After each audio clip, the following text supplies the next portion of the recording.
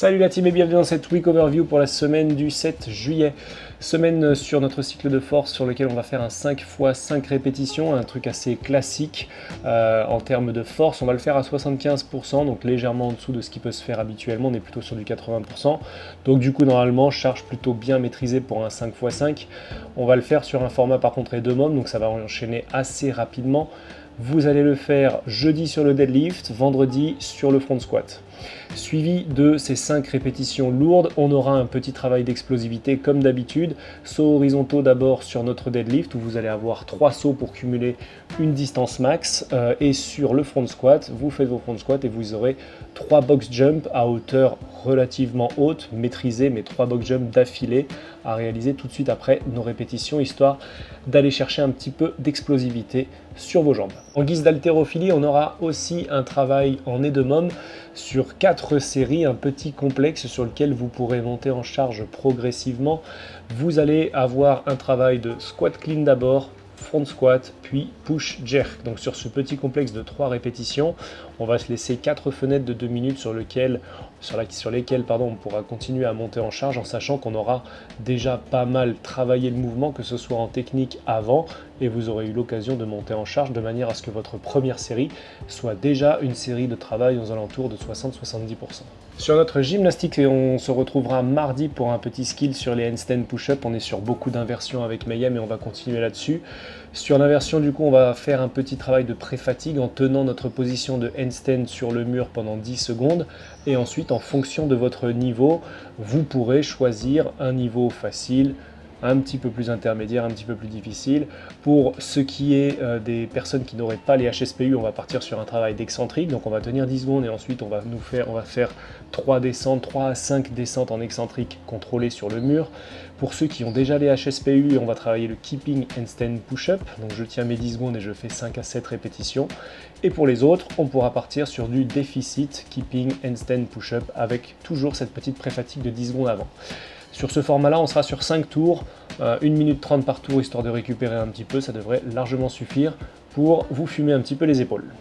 On attaquera la semaine lundi avec un WOD team de 2 AMRAP de 15 minutes sur ce WOD team. Vous allez avoir une petite pyramide descendante, 15, 12, 9, 6. On va être sur 2 mouvements. Partenaire 1 qui va partir sur du back rack reverse lunges, donc on sera départ des racks. Sur ce mouvement-là, on va être relativement lourd, 70 kg les garçons, 50 les filles. Pendant ce temps, l'autre partenaire fera un travail de box jump over. Dès qu'on a terminé, on switch et dès que toute la team a fini son 15, 12, 9, 6, on partira sur un maximum de distance au rameur pour finir cet AMRAP de 15 minutes. Mardi, après notre travail d'inversion, sur la gym, on va rester sur un format plutôt gymnastique, même s'il y a un petit peu de cardio avant-après. On partira sur un 800 mètres de run, histoire de se chauffer un petit peu. Ensuite, on rentre dans la boxe, 5 tours for time, avec 15 toast to bar et 3 wall walk, pour ensuite repartir sur un 800 mètres et finir ce WOD. Si possible, aux alentours de 16 à 18 minutes pour un time cap maximum de 20 minutes. Mercredi, on partira pour un format très altéro. Vous allez avoir une première partie qui va être clairement la partie intense de notre séance. Vous partez pour un EDOMOM, 6 tours. Vous commencez à avoir l'habitude, on va faire une grosse pré-fatigue. Cette fois-ci, la pré-fatigue, ce sera au rameur, 12 à 10 calories sur le rameur. Et ensuite, on aura à réaliser à 50% de son 1RM, 5 hang squat snatch. On va essayer de tenir ça 6 tours. Ça va être piquant à la fin des 6 tours.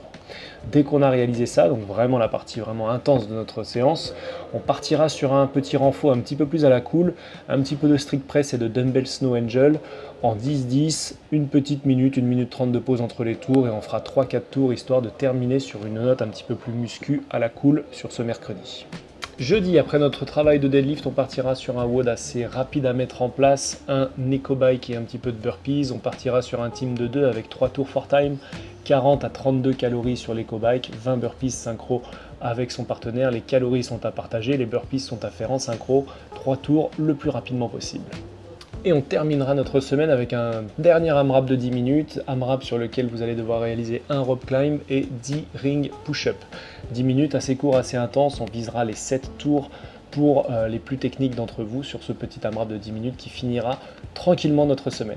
Voilà, on vous laisse organiser tranquillement votre semaine de réservation. J'allais faire un petit point sur le petit event Irox de Nico, mais en fait je viens de regarder, il est déjà complètement plein, complètement full, donc c'est très bien. N'oubliez pas, petit apéro ensuite, ça c'est pour le jeudi 17 juillet. Rien à redire de plus, vous avez potentiellement vu la publication sur nos horaires de fermeture pendant les vacances. On ferme le 14 juillet, on ferme du 14 au 17 août. Planning un petit peu aménagé durant cette période-là sur lesquelles vous n'aurez plus de doublettes mais des cours passés à 12. Voilà, tout ça bien sûr on s'adaptera en fonction aussi de la fréquentation. On vous souhaite une très bonne semaine et à très vite la team. Ciao!